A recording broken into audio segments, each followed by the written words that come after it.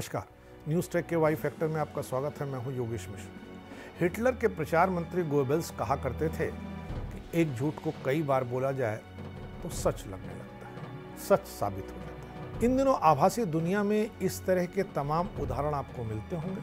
आप रोज ऐसी तमाम पोस्ट देखते होंगे जिसमें जो कुछ कहा जा रहा है वो आपके गले उतरने वाली बात नहीं है, लेकिन आप और हम तमाम लोग उस पोस्ट को फॉरवर्ड करने से खुद को रोक नहीं पाते हैं और हम लोग हिटलर के प्रचार मंत्री के सिद्धांत की ओर तेजी से बढ़ते चले जाते हैं। यही वजह है कि आभासी दुनिया आज जो कुछ परोस रही है उसमें वैमनस्य है, शत्रुता है, सामाजिकता नहीं है। सोशल मीडिया पर हम रोज ऐसी पोस्ट देखते हैं जिनका वास्तविकता से कोई लेना देना नहीं होता। यहाँ केवल झूठी जानकारी ही नहीं बल्कि वीडियो को भी तोड़ मरोड़ कर पेश कर अपने दावे को पुख्ता करने की कोशिश का चलन है। विचारों और सियासी सोच के आधार पर विभिन्न खेमों में बटे लोग अपनी बात को सच साबित करने के लिए झूठ का सहारा लेते हैं।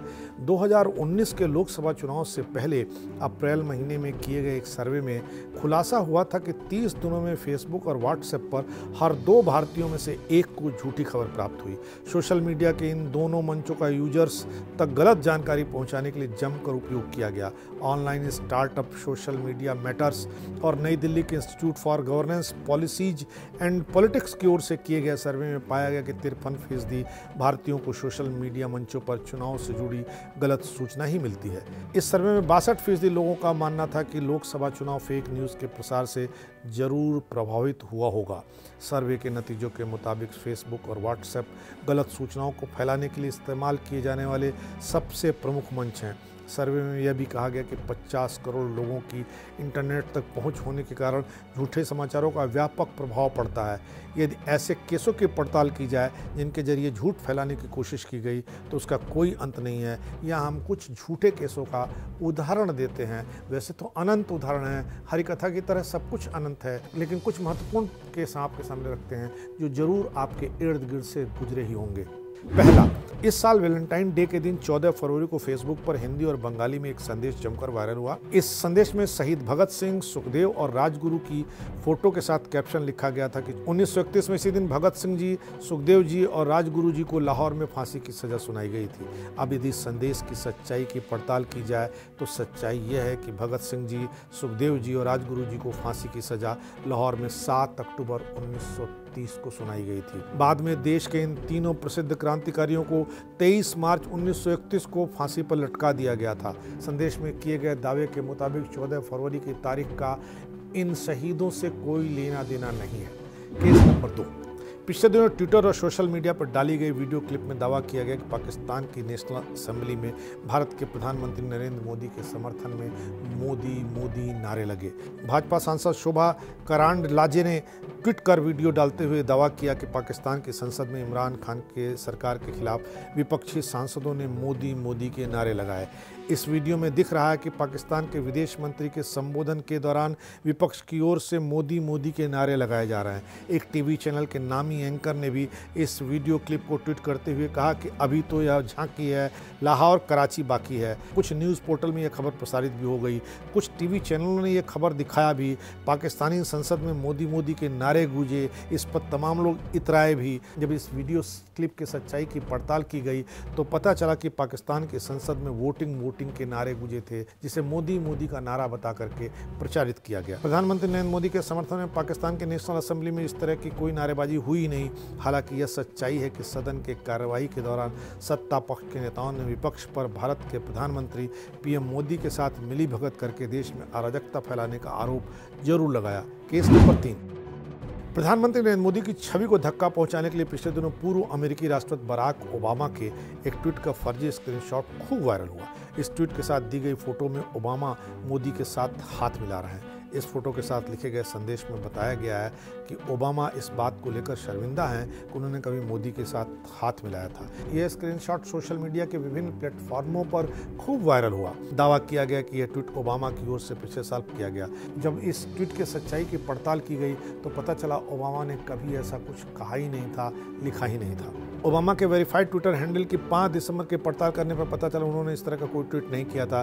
केवल प्रधानमंत्री मोदी की छवि को धक्का पहुंचाने के लिए सोशल मीडिया पर इसे वायरल किया गया था। केस नंबर 4, कोरोना महामारी फैलने के बाद भारत ने दुनिया के विभिन्न देशों को वैक्सीन मुहैया कराने में बड़ी भूमिका निभाई।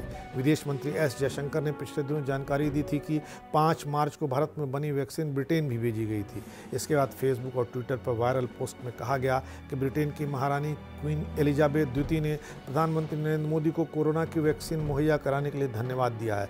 यह भी दावा किया गया कि महारानी की ओर से दिए गए इस धन्यवाद को लंदन में विश्व प्रसिद्ध पैकेडिली सर्कस इलाके में लगे विशाल स्क्रीन पर भी दिखाया गया।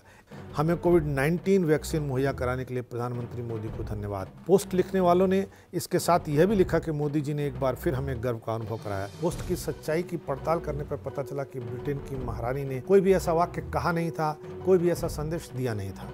पोस्ट डालने वालों ने पूरी दुनिया में पीएम मोदी के बेहतर होती छवि की अपनी बात को पुख्ता करने के लिए गलत जानकारी शेयर की। केस नंबर 5, नए कृषि कानूनों के खिलाफ चल रहे किसान आंदोलन में पंजाब और हरियाणा के किसान बढ़ चढ़कर हिस्सा ले रहे हैं। कांग्रेस ने इन कानूनों का विरोध करते हुए इसे वापस लेने की मांग की।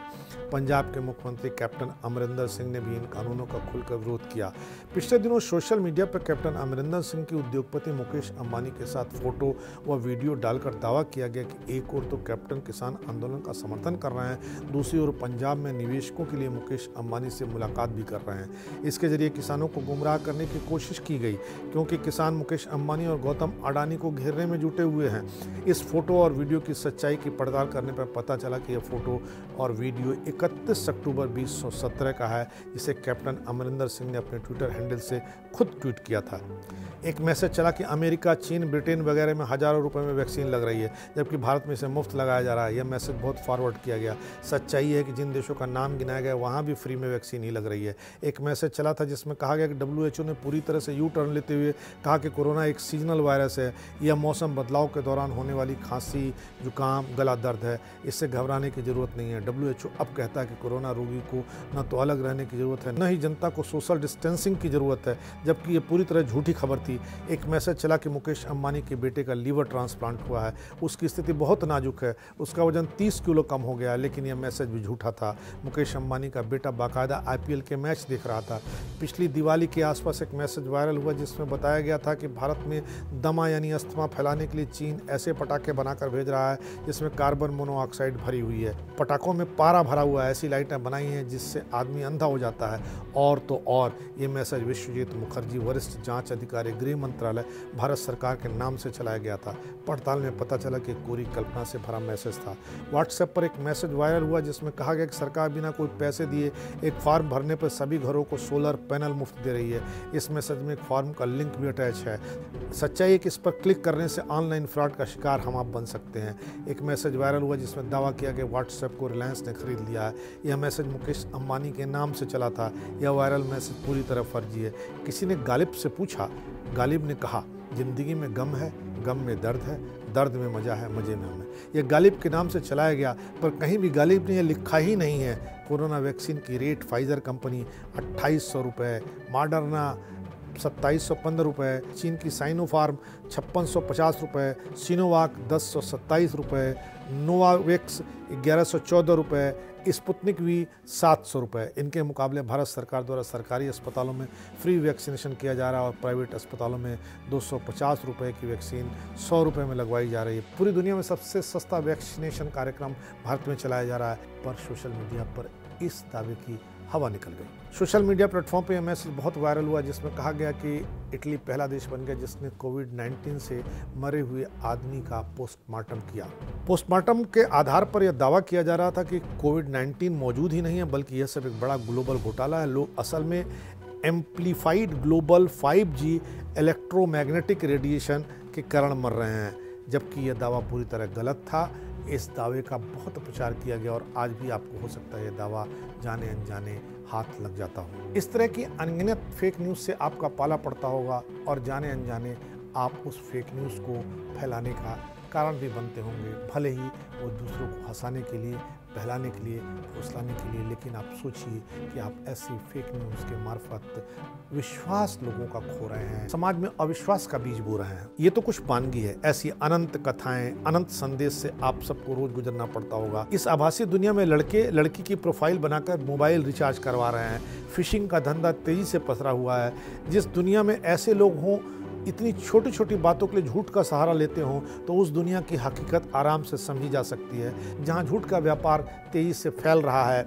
फेसबुक पर 1.6 बिलियन लोग हर माह अपनी उपस्थिति दर्ज कराते हैं, जबकि यूट्यूब पर 1.2 बिलियन, क्यूओरा में 215.8 मिलियन, इंस्टाग्राम में 191.1 मिलियन, ट्विटर पर 125.2 मिलियन, प्रिंटरेस्ट पर 49.8 मिलियन, लिंक्डइन पर 29.2 मिलियन लोग हर माह आते जाते हैं। यह हैरत अंगेज तथ्य है कि 2019 के केवल एक साल में भारतीयों द्वारा 19 बिलियन ऐप डाउनलोड किए गए।